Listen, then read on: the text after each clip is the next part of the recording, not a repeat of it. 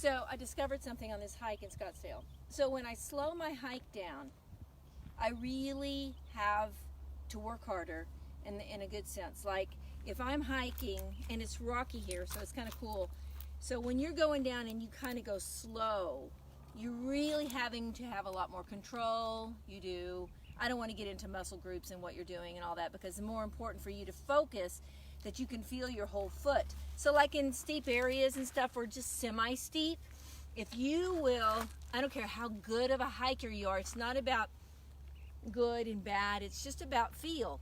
And I can tell I'm involved in centering, and I'm getting a whole lot more out of the hike by really not, you know how you go downhill on hikes, you just kind of fly and land and fly and land. Well, when you go down and you're more in control, you can always lower your center of gravity a little, but you can really feel your whole foot and leg working, and then you can kind of hang out on one if you want and just, you know, like go down. And anyway, it's just a fun thing. I think you'll feel afterwards like, wow, I got more out of that. See you later.